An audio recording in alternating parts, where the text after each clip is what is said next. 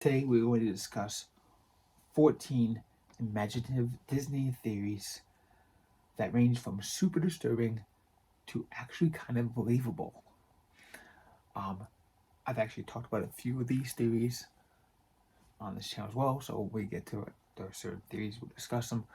This is from BuzzFeed.com. I'll leave a link in the description down below. So hit the like button, hit that subscribe button, and let's discuss these theories.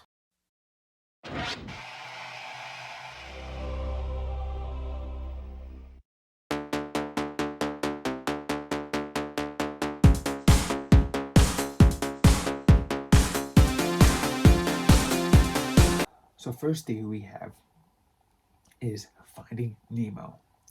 We all know the story of Nemo, a little clownfish who gets away and whose father must venture across the ocean in search of his son. Well, what if the story is not really about Nemo at all? If you look back at the beginning of the film, when Nemo's mother dies,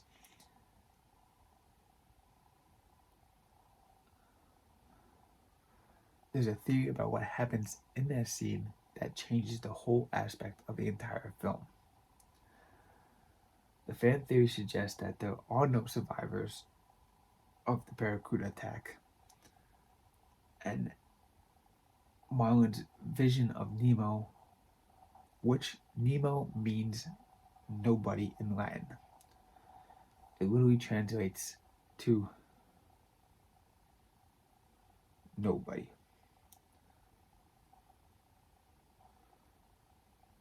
The word Nemo means nobody. So basically, it's just Marlin just having this vision, trying to cope with the death of his entire family and trying to go through the different stages of grief. It's kind of sad to think of it that way. I mean, Nemo is a great movie. I enjoy it. I love the Nemo ride in Disney World. But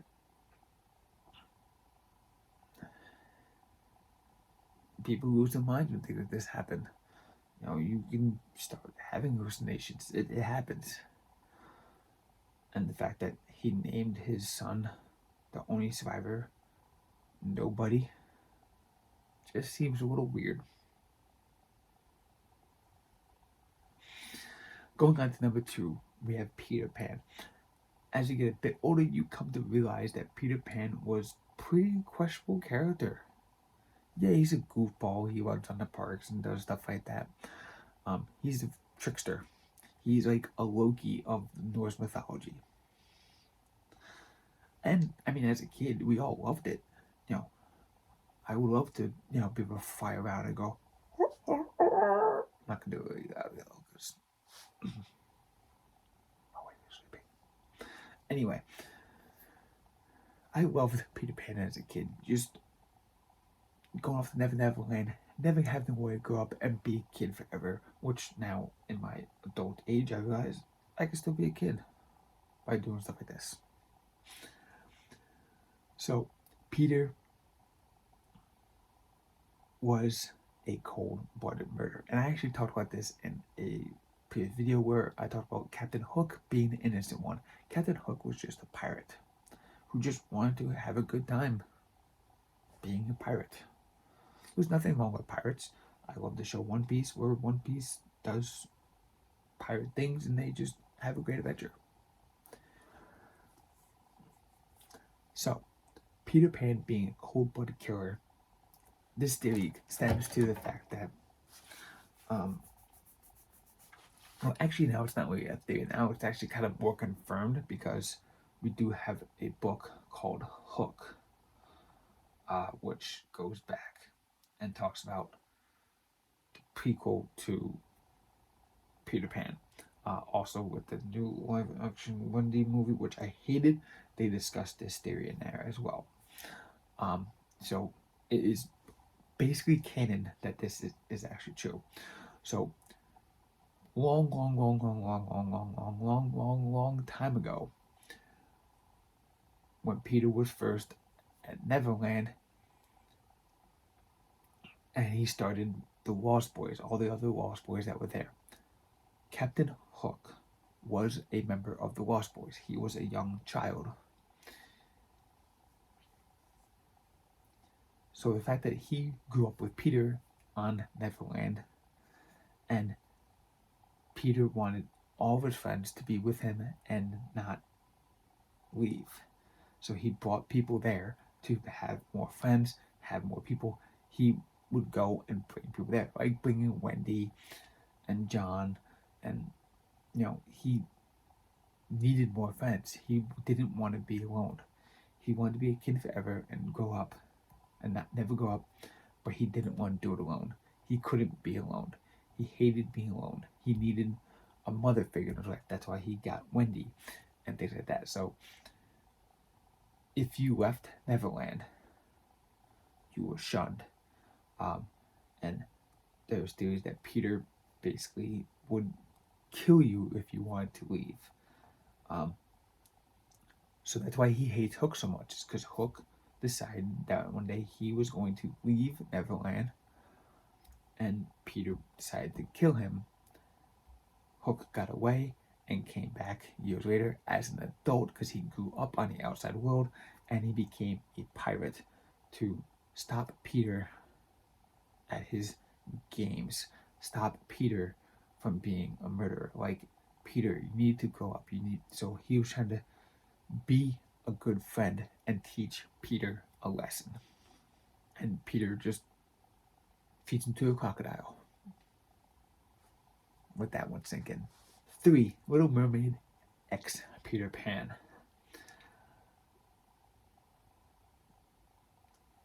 There are many theories about this and Peter Pan and the Little Mermaid being in the same universe.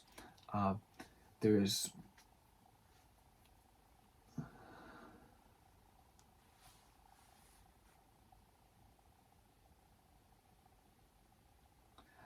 a theory that one of the mermaids is Ariel's mother because they look very similar. Red hair, yada yada. And yeah, that's basically what the theory is, that Hook ended up killing Ariel's mother because of the mermaid, that looks like Ariel. That's basically it. And also, apparently, in the prequel to The Little Mermaid, which I've never seen actually, it is confirmed that Ariel's mother was indeed killed by pirates. Could be Hook, could be other pirates, who knows, but that's the theory there. Frozen. This one is particularly a little grim. So we see Kristoff with Sven. Great dynamic duo. And we see them as children picking ice, and you see all the other ice collectors all wearing like the kind of fur coats because it keeps you warm, this and that. And they have the reindeer crew, which they probably use to pull the sleds, pull the ice, and for meat, to survive, and also their fur. Well, we see Kristoff wearing a pelt when he's older, and the theory is that that's Sven's mother's pelt, and that's why Sven has so much of it attached to him through this whole time, because of his mother's pelt. It's kind of disturbing. Moving on. Number 5, Encanto. I actually made a really cool video about Encanto, talking about the actual Encanto spirit. So if you want, go check it out. Video. Mirabel's story is the most loved recent Disney movies, and is thought to be more creepy about the film. They theorize that Mirabel did indeed get a power but is far more nuanced and a powerful one than the rest of her family, the power to alter reality around her. That's an interesting concept. It is just that Mirabelle was walking up to the door. She feared not having power so much that she, with her newfound reality bending powers, made a world where she had no power and everyone around her was trapped in the roles that she imagined. They say going on saying the movie is not a musical. Mirabelle just imagines she is in one, and thus everyone is forced to sing. All the crazy visuals during songs aren't artistic representations of themes of the song. They are what actually happens as Mirabelle's interpretations of the songs literally bend reality around her. That's pretty interesting. It's almost like Encanto, like Mirabelle almost has like the powers of Wanda and WandaVision, warping the reality and creating that Leave It to Beaver type TV show around her life, basically trying to like get that fear out of her and creating a new life for her. Pretty interesting. Um, but then at the end of the film, you can't really use your power anymore because you restored the family power, and the kid gets his powers by talking to animals. What else can you bend? And you still don't have your own room, which kind of sucks. Interesting theory, but I don't typically buy it. Number 6 is Monsters Inc. and Brave. Everyone knows this theory that Boo is the witch from Brave, which would complete the Pixar theory cycle. Boo goes back in time to try, goes back through the door. She figures out the magic of the door to be able to travel through time, and is stuck in Brave Land trying to find out which door can bring her to her kitty. I do enjoy this theory. I do enjoy the Pixar theory, how they're connected. I also have my own Pixar theory, which you can check out as well. I do like this theory. It's interesting, and I love how all Pixar films do connect one another. They have all the Easter eggs there, especially the witch in Brave does have a little carving of Sully. And she also has a Pizza Planet truck, so if she was from that time period where Boo was from, she would know about Pizza Planet, because it's a big thing. It's like the McDonald's of the Pixar universe.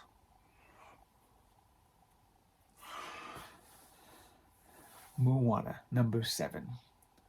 Well, we all love the story of Moana, but it's kind of wild theories suggest that most of the movie Moana is actually dead.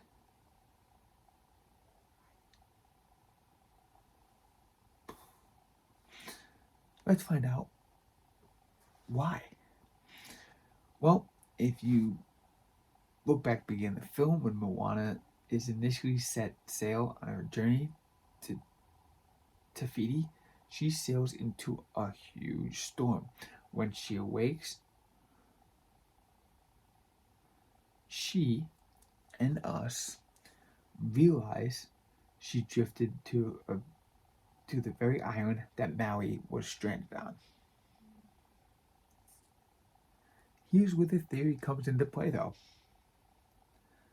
For conjuring up the hottest of takes, the hypothesis that Moana is actually died doing this. Okay, so Moana actually died during that storm. What? Where's this coming from? Well, this suggests that Moana is transported to a magical world where Te Fiti, the land of the monsters, and her grandmother's spirit all lie. For this moment on, the only things that Moana interacts with are demigod and monsters. Not wrong. It's like Percy Jackson going into the Sea of Monsters himself and fighting the Cyclops and all that stuff. This makes perfect sense. And then when she's able to restore Te Fiti, she gets transported back into the human world where she is again alive and everything is saved. So it's almost like an alternate dimension kind of thing, but not really an alternate dimension. It's like a parallel universe of a space in between worlds where the monsters and demigods and stuff reside. So this theory suggests that the storm killed Moana so she could go to the place where magic and stuff and monsters and Te Fiti and everybody exist. The god realm, if you will. And then once she's able to fix Te Fiti, she's brought back to the human world where she goes back to her family and restores peace on the island. Number 8 is Snow White. Snow White is a story known most of us, but there's an understanding of the prince that changes the entire movie. The idea is that the prince is not actually real and is instead the representation of death. That's right, the theory goes straight to the movie. Death appears at the wall when Snow White gets too close to the edge of the well. Her fleeing back to her castle is actually her escaping death. The various appearances of the prince at the specific moments seem to back up these claims, and is meant that while poisoned Snow White lies in her coffin, she is waiting for her soul to be released. When the prince, or death, kisses Snow White, he takes her soul to heaven, which is represented by the kingdom in the sky that we see them standing under at the end of the film. The prince is the Grim Reaper. Mic drop.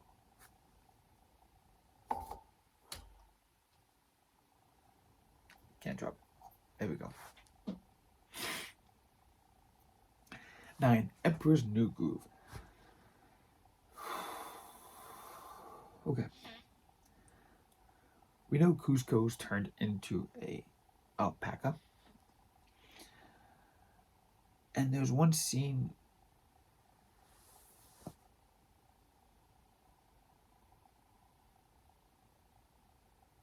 where we see Yzma as a cat and she can talk. And Cusco can talk in English. So we see other animals as well that can't talk in English. So the only animals that can talk in English and be heard are animals that are turned by Yzma. In one scene, we see a giant spider web with a spider attacking a fly. We hear the fly screaming and yelling for help, which suggests that Yzma transformed the person into a fly. That fly got caught in a spider web and now is being eaten by a spider.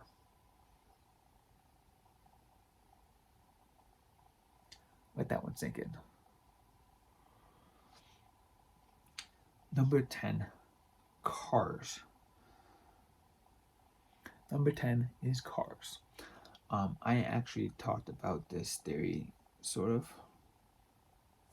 I did discuss this theory about cars basically taking over and getting rid of the humans and stuff like that. Because you do see door handles and stuff still on the cars, which is kind of weird. So this theory suggests that humans and cars did live at the same time. Extends to saying that they basically evolved inside the car. So them being in the car, they're inside those cars. There are people inside those cars, living in those cars, being a part of the car, evolving into the car. It's a mutant car. Moving on, we have Wreck-It Ralph at number 11. So you all remember the character Calhoun from the Hero's Duty? Well, the tragic story that she tells about her husband being eaten by a cybug is actually even darker than we first thought. Throughout the film, we learn that cybugs morph into whatever they eat. This happens with Ralph's laser gun, and it happens with King Candy. Calhoun herself even tells us that during the movie, she clearly knows from experience. So the story of her husband to be demise becomes even sadder as poor Guhan must had to immediately shoot the side bug that has just eaten her husband as the creature is morphing into the image of him. Number 12, Toy Story. I actually had a whole video about this one as well. This discusses Jesse's original owner being Emily, Emily being Andy's mom. So Andy's mom left her, forgotten her, and left her in a box on the side of the road. How dare you, Andy's mom? How dare you do that to your toy? But she comes back. And this theory also extends from the fact that in Toy Story 1, we see Andy wearing a cowboy hat, but it's not Woody's cowboy hat. It is Jesse's cowboy hat, which would suggest that Emily had Jesse's cowboy hat to match her Jessie doll. She threw away the doll but kept the hat and then gave the hat to her son, Andy. If you want, go check out my full video discussing this theory in detail. Number 13 is Monsters, Inc. This one's actually kind of funny. So Randall and Sully are talking about humans, and Randall himself professes what he thinks humans do to monsters, saying, I heard humans skin monsters and make toilet covers out of their fur. And then it's kind of funny because in Party Source Facts, a Toy Story short, we actually do see a scene of a bathroom, and there is a furry toilet cover on the toilet that looks exactly like Sully's fur. I know it wasn't wrong, but that also says that Sully's dead. Moving on, 14 and up. This theory suggests that Carl is actually dead and basically going to the falls is basically him moving on. And Russell is like his guardian angel that guides him to the end. I enjoy that movie. Very sad beginning, obviously, but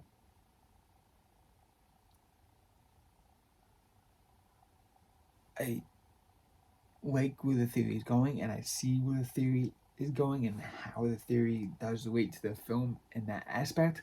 But I don't like it because also the ending doesn't really match up because they're back on the streets and in the town, and the house is there by itself. So he didn't move on, according to his theory, and now he has Carl to. I mean, he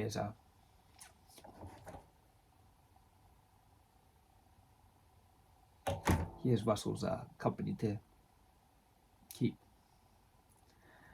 So those are 14 somewhat disturbing dark Disney theories. Make sure to go and hit the subscribe button. Comment down below your favorite theory that I discussed in this video, or if you have another dark theory that you want to discuss with me, comment down below. And check out the merch store. I got a ton of cool merch, ton of awesome designs, and hit that join button where you get access to future videos before anybody else. Doing so will definitely help me out a lot so I continue doing awesome content like this. And I also have a Patreon. Not nobody knows that. I mean, people may know, but they don't go to it. Go to the Patreon. Go check it out. There's a ton of cool stuff on there as well. And yeah, I guess that's it. Happy Halloween season. Before you go, make sure you check out this video over here and enjoy your Halloween season. Make sure you get a ton of candy, put it in a box, get a bunch of candy corn, okay?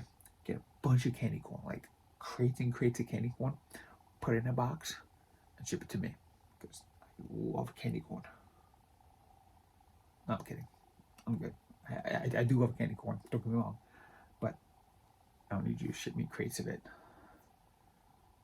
I'm gonna eat it all.